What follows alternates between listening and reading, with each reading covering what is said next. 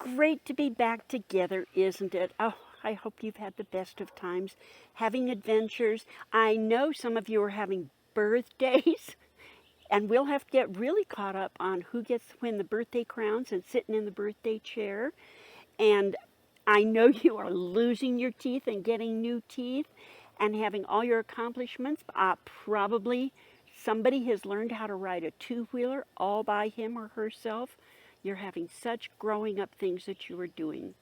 And we can hardly wait to be back together to be talking about those things. But of course, we are doing the right and good thing to stay apart until the doctors and the scientists can figure out how to keep everybody safe and sound. All right, so that's what we're doing for ourselves. We're keeping safe and sound, staying at home. Well, today's story is about Noah's Ark. And of course, we all know what that story is, so we know that it's going to be full of good adventures. Now, in the Beginner's Bible, it starts on page 27. I think it's got a picture here of Noah starting on his workbench there. And then in the Sparks Bible, it starts on page 20, and so we know there'll be loads of animals in this one, loads of them. Well, now where we are, and this, of course, you know, I prefer some of these picture books that Noah and the big flood and all the animals, and so we are going to get started with it. And at the end of our last story, remember, Adam and Eve had listened to Sneaky Snake. They had eaten the fruit off the tree of knowledge of good and evil, which was the one thing God said not to do. And apparently, Adam and Eve only heard do it. They missed the not part. And so they broke the one rule God gave them. And so God said, out of here, guys, you're going to have to make it on your own out here, out in the world, without my particular help. And so, of course, we have to understand how time goes in the Bible. It's not like today, tomorrow, the next day, and boom, boom, boom, like that. No, there can be hundreds of years, hundreds and hundreds of years between when one thing happens and then when we get the story about when the next thing happened. All right? So now our story today about Noah's Ark is after quite a bit of time had passed between when Adam and Eve got kicked out and they started the whole thing going with having families and the families having families. So by now there are quite a few families in the world. And what is going on now in those families is that Noah has a wonderful family. Everyone in his family loves God, does the good and right thing. He has 3 sons, and the sons have wives, and they are God-loving, rule-obeying. They share, they earn what they've got. They don't steal, they don't break things, they don't scare people, they don't knock them over the head. But other people in the world are doing those kinds of things. A lot of people in the world had turned to be very mean, rude, hateful, ugly people. They were hitting each other, and they were stealing things from each other, and the kids were being mean to the animals, and everybody was being mean to each other, and they were doing all the things that God wanted us not to do. They were just being horrible. And God got so mad because he had made this whole wonderful world for the people.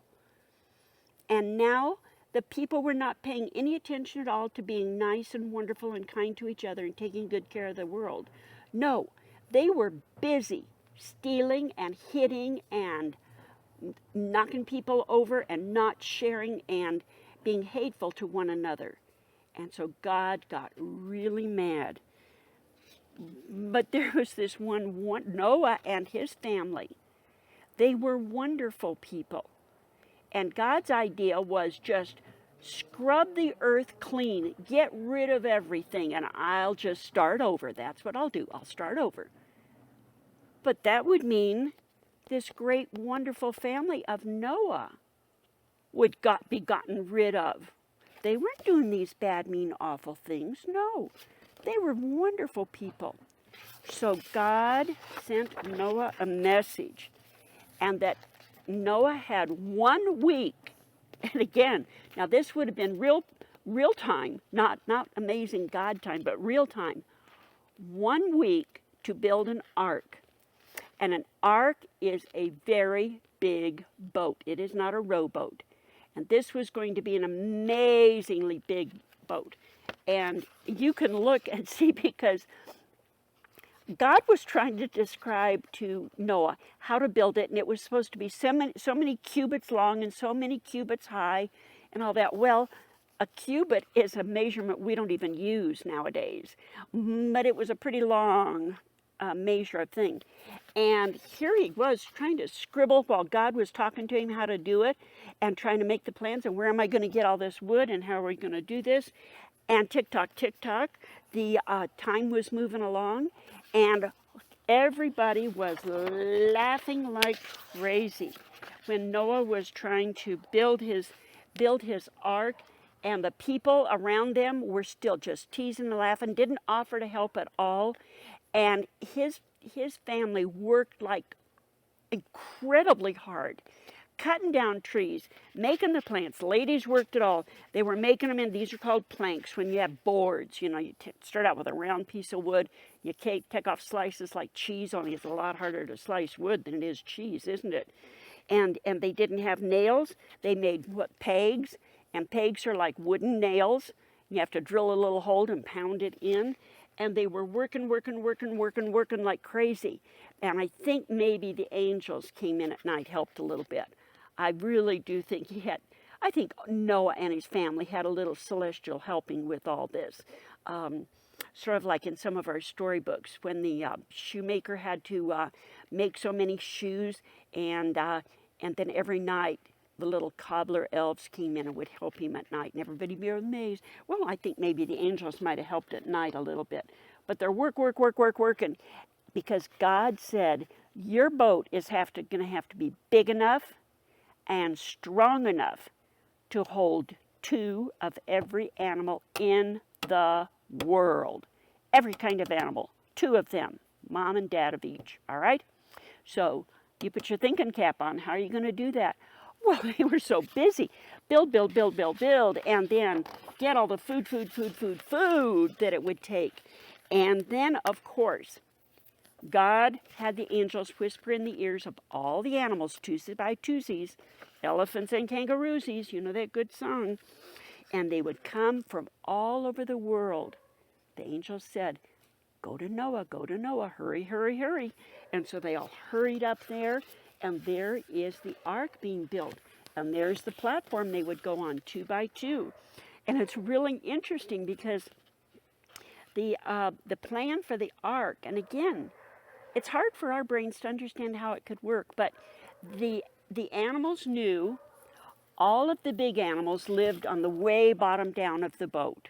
You know, the elephants and the rhinoceros, I mean, the really big chunky ones, okay?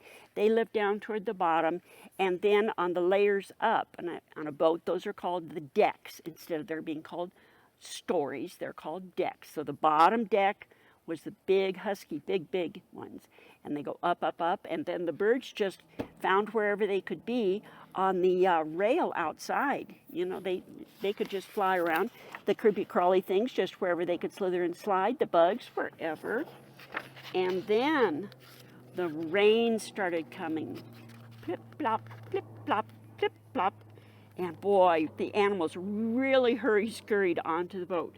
And then when the plop, plop, plop was coming, then the God shut the door. Now the door to the ark is really this ramp right here. That's the door to the ark. And God raised that plank, that gangway up and fastened it up in place. And then the rain began to fall. And it really took quite a long while for that plip, plop rain to come down. And pretty soon they could feel the boat was beginning to rock a little bit, rock like this. And then pretty soon it was bobbing. And of course now in this picture we see how they didn't need to worry. How were they going to keep the The fish, how are they going to be in an aquarium? No, everything that swims could stay down on the land because there was plenty of water for them down there, wasn't there? And so the floods came up, and it rained for 40 days and 40 nights. Oh, it nearly drove the animals crazy, right? And the family was also busy getting food to everybody, trying to clean out the ick if they could. And I am very sure that the angels whispered in the ears of a lot of the animals and said, you be nice to your neighbors. We are only in here for a while. You share the space. No neighbor eating another neighbor. No. No growling and snapping and scaring your neighbor. No. Because of course they had lions and tigers and bears, oh my, right in there with the chicken and the lamb babies. How is that going to work? But the animals were friends with each other the entire time they were there. And I think it was the work of the angels for that. I really do. How they managed to live side by side. You know, I mean, it was much more than just the cats and the dogs trying to live in a closet by themselves, okay? And so, finally, the rain stopped, and they were bobbing around. This doesn't show it a whole lot, but they were bobbing around in that entire, it was the whole world had been covered with water. It was like bobbing around out in the middle of the ocean. And when the rain stopped, it was 150 days. It had rained for 40 days, 40 nights. And then they were just bobbing in this giant ocean for 150 days while the water slowly went away. It was not like there was a plug in the bottom of the world that God could just pull the plug out of it and go back down into wherever it would go, like in a bathtub. No, it had to evaporate. It had to soak in and it had to evaporate. And what a long wait that was. At least the rain wasn't beating down on them anymore. But at this point now, this is when some real excitement starts. When the tops of the mountains start to show again. And they knew they would come, that the water was really truly going away. When the ark stopped rocking, but they still couldn't open up the door and go because there was no place to go. It was just little mountaintops poking out through this big ocean. And so Noah starts to let, and it was always a dove they talk about. Dependable Dora Dove. We've got a wonderful story about Dependable Dora Dove, who was the good one, who would go out, and every week Noah would send a dove out, and we're going to call her Dora because we have a storybook where she's Dora. So Dora, the dependable dove, would go out, and she flew around, and then the next day she came back and she had nothing, and then in a later day she came back and she had an olive branch, which is really very important in our Bible stories. Olives and the olive branch is very important in the Bible. And she brought back an olive branch, which was just wonderful for Noah and his family to see, because that meant things were starting to grow. But again, he had every animal in the world on his ark. And you couldn't have all those animals live on one little olive branch. No, he had to wait until he was sure there was enough dry land and things had started to grow. And so in a third week, he sent Dora out, and you know what? She never came back. So that meant to Noah, it is safe to send the animals out. And so what a grand and glorious day that was, when the animals got to leave, stretch, run, roll in the grass, roll in the mud, I'm sure there was still some mud, and run about and find wherever they wanted to live. Because the ones that like to live in the hot, like warm jungle areas, they had to go find where those were. And the desert animals had to find where that is. And it was just wonderful. All the animals could go out. It was just grand and glorious. Everything was fresh and clean. God had scrubbed the whole world. He had saved all the animals, and he had saved that good family, Noah and his family. And then the important part of this that we want to remember is that when the ark was able to get open, the animals were all safely on their way, Noah and his family went out and they built an altar, a special stack of rocks and some wood, and they built a fire, and they thanked God for having brought them safely through this terrible time. And God sent us a wonderful symbol, a sign of how much he loves us. He put this gorgeous rainbow in the sky. And this is God's promised us. Every time we see a rainbow in the sky, we are reminded of God's promise that he will never, never, never again send a flood that will cover the whole world. We will have floods, but there'll always be a safe place you can go to. And every time you see a rainbow, remember, it's God's promise that he loves us, he is taking care of us, and he just keeps watching and is so glad that we are doing the right things. All right? Now, I have a very interesting picture here. This is not a picture of the real ark, but I did see this. It was actually on a calendar. That people are trying to imagine what the ark looked like, because we only have ideas in the Bible. We don't know exactly what the ark looked like. And of course, this person thought it must have been ginormous, bigger, because it has a whole city built around it down there. This is not what the ark looked like, but it has been a mystery to people forever now. How did Noah do it? And how big was that ark? And so somewhere it's sitting, apparently there are people who keep searching. It was supposed to have landed on a mountain called Mount Ararat. And maybe there are some remnants of Noah's Ark somewhere. Maybe some archaeologist will find it someday. Who knows? It might be a mystery forever. One of you, sweetie patooties that might be out there, want to become an archaeologist and go exploring to find, is there anything left of Noah's Ark? All right. Now, the things to do today.